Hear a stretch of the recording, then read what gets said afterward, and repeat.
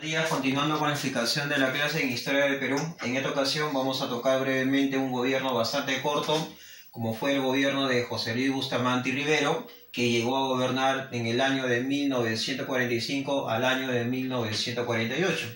Bustamante y Rivero fue el autor justamente del Manifiesto de Arequipa, llegó a ser ministro durante el gobierno de José Pardo y el cargo más alto que llega a tener él llega a ser juez internacional de la Corte de La Haya, Holanda-Amsterdam. Y en el segundo gobierno de Belaúnde fue condecorado justamente por defender el proceso democrático durante los años que le llevó a hacer gobierno a José Luis Bustamante y Rivero. Para la década del 40 hacia adelante, surge una nueva fuerza política. Esa nueva fuerza política se llamaba Fredena, Frente Nacional. Quiere decir que esta fuerza política Fredena estaba integrada, por un lado, por el partido aprista, segundo elemento, por Óscar Benavides Estrada, y buscarían a un personaje para lanzarlo como candidato a la elección presidencial, y ese personaje justamente viene a ser José Luis Bustamante y Rivero. Ahora, ¿por qué se va a formar justamente esta fuerza política denominada de Fredena? Primero, por la tensión social y política que estaba atravesando el Perú a raíz del primer gobierno de Manuel Prado Ugarteche. Entonces, cuando gobierna Bustamante y Rivero, ¿qué es lo que va a pasar en materia económica? En materia económica, dice, los años de la posguerra fría afecta a la economía, el desempleo y a la vez la disminución de la producción. ¿Por qué? Porque en el momento en que él gobernaba, en 1945, ¿qué es lo que estaba pasando en el mundo? En el mundo, dice, estalla la etapa de la posguerra fría o llamado también la Guerra Fría. Quiere decir que al finalizar la Segunda Guerra Mundial en el año 1945, en ese mismo año va a empezar una pugna de polaridad. ¿Quién es el mejor? Si es los Estados Unidos con el modelo capitalista o vienen a ser los rusos con el modelo comunista. Pero no simplemente quedaban ahí, sino que por un lado Rusia lanza al espacio el Sputnik y Norteamérica también no se queda atrás, lanza el Apolo. Si Norteamérica tiene la CIA, los rusos tienen la KGB. Entonces quiere decir que la pugna era tan grande de quién dominaba básicamente, si dominaba el dólar o dominaba el mundo capitalista y el otro mundo, el mundo comunista. Pero la primera guerra que va a haber en la etapa de la Guerra Fría viene a ser la que se va a dar en la década de 50 hacia adelante, lo que viene a ser la Guerra de Corea. La Guerra de Corea entre Corea del Norte y Corea del Sur. Hay que tener en cuenta que Corea del Norte tiene una tendencia comunista y Corea del Sur es apoyado por los Estados Unidos. Después viene la Guerra de Vietnam, viene la descolonización de la India y el Asia, etcétera, etcétera. Ahora dice, tomando en cuenta de lo que pasa en el mundo, la etapa de la posguerra fría o guerra fría, eso va a generar obviamente disminución sobre la producción y las materias primas. Pero hay que acordarnos algo, que cuando sucedió la Segunda Guerra Mundial, ¿qué es lo que pasaba en el Perú? Había una tremenda salida de la producción agropecuaria, de lo cual los oligarcas empezaron a concentrar tierras y a comprar tierras. Pero al concentrar tierras o al comprar tierras se van a ver afectados porque por la etapa que está sucediendo en el mundo después de la Segunda Guerra Mundial. Viene la paralización de la economía, viene el desempleo y con ello van a venir la agitación y la protesta social. Siguiente punto dice, se inicia la sindicalización. ¿Pero por qué se inicia la sindicalización en el Perú? La sindicalización se inicia por descontento social contra el gobierno, la falta de trabajo, la falta de oportunidad y empleabilidad.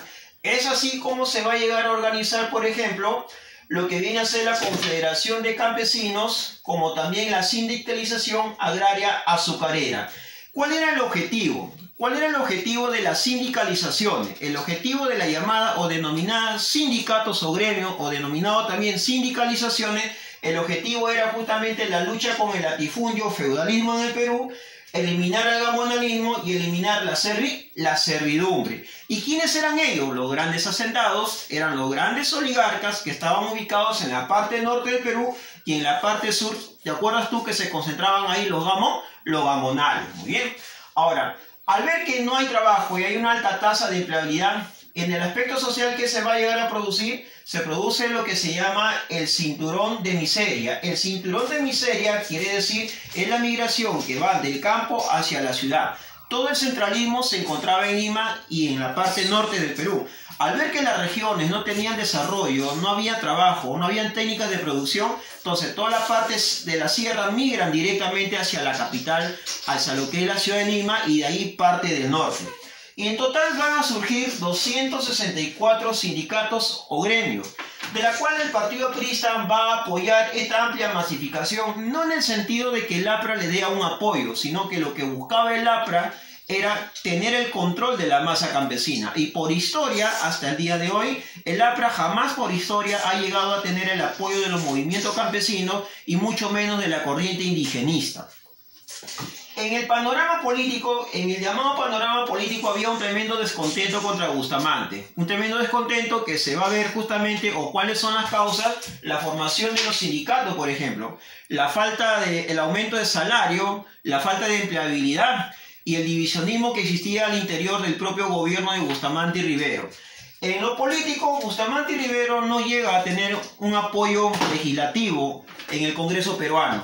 Tenía una amplia oposición, y la oposición era justamente el llamado Partido Aprista Peruano. Pero ¿por qué se va a dar esa oposición, o por qué existía discrepancias? Si justamente el APRA, Óscar Benavides Estrada y Bustamante y Rivero eran una alianza, era un solo partido, que era la única fuerza política más fuerte en ese momento.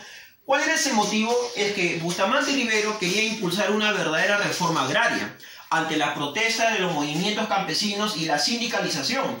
Pero sin embargo, el APRA se opone a una reforma agraria. El APRA simplemente lo que planteaba era dar una solución inmediata, y ahí terminaba la cosa. Pero Bustamante iba más a fondo con su reforma. Él quiso hacer una reforma constitucional, la misma reforma que planteaba, por ejemplo, Vizcarra antes de disolver el anterior Congreso. Ante esta iniciativa y ante la falta de quórum, porque el APRA no se llega a presentar a la votación interna del Parlamento, Bustamante y Rivero quedó debilitado dentro de su gobierno. Quiere decir que fue un gobierno que no llegó a tener el respaldo ni el apoyo político al interior del poder legislativo. Ahora, pero dentro del gobierno de Bustamante y Rivero vamos a tener en cuenta algo. ¿Cuál es? El mayor logro de su gobierno se va a dar justamente con el llamado mar territorial, o también llamado el mar de Grau. ¿Qué quiere decir? Nosotros tenemos dos hitos que parte de sur a norte. Por lo tanto, en el hito 1, acá en el llamado hito 1,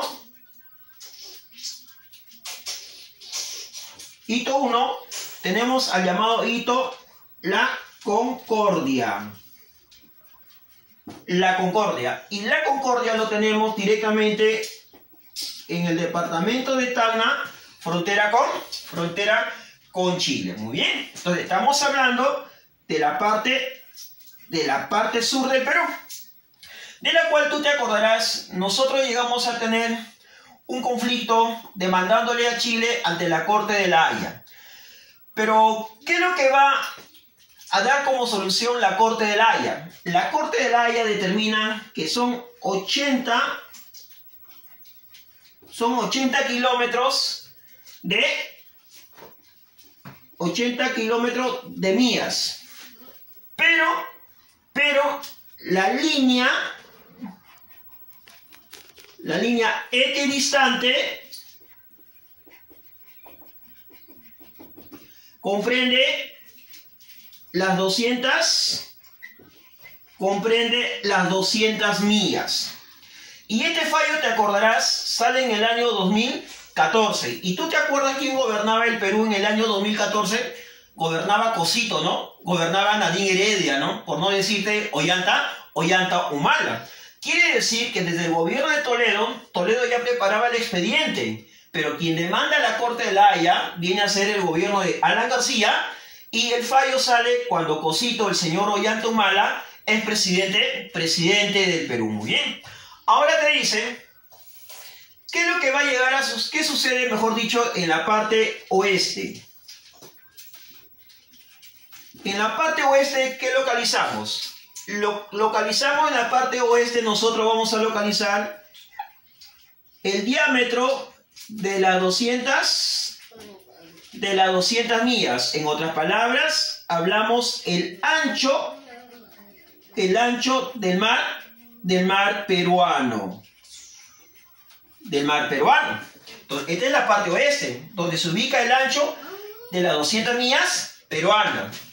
En la parte este, ubicamos ¿qué cosa? Ubicamos el litoral peruano. El litoral peruano o la zona costera peruana. En el hito número 2, nosotros ubicamos la llamada boca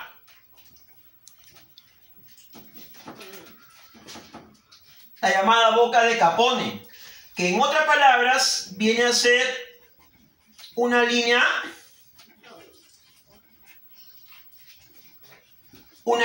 paralela entre lo que es finalmente el departamento de Tumbes con el Ecuador.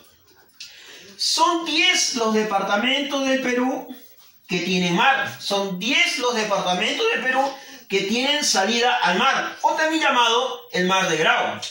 Pero tú sabes quién se oponía a que el Perú tenga sus 200 millas. Se oponía a los Estados Unidos. Los norteamericanos mencionaban que deberían de tener simplemente 12 millas. Hasta que viene la Convención de Santiago, donde Ecuador y Chile firman un tratado y ambos países van a llegar a tener también sus 200 millas. Pero ¿por qué los Estados Unidos se oponían a que tengamos 200 millas? Ellos hipotéticamente lanzan el planteamiento que el océano es abierto y que por lo tanto nadie es dueño del océano Pacífico por ser un mar abierto y poder extraer las riquezas ictiológicas de lo que es la profundidad del océano Pacífico. Ahora, esto se llegó a firmar, este reconocimiento del tratado de las 200 millas peruanas se firma justamente un primero de agosto de 1947, y este viene a ser el logro político más importante del gobierno de Bustamante y Rivero, quien trató de impulsar una verdadera reforma política de Estado, pero la falta de apoyo en el Poder Legislativo hizo que este gobierno terminara a través de un golpe de Estado que lo va a dar justamente Manuel Apolinario Odría en el departamento de Arequipa. Entonces, jóvenes, la clase simplemente ha sido una clase breve, dado que el gobierno comprende 3 años, 45, 46, 47 y 48. Nos vemos en la siguiente clase. Cuídense.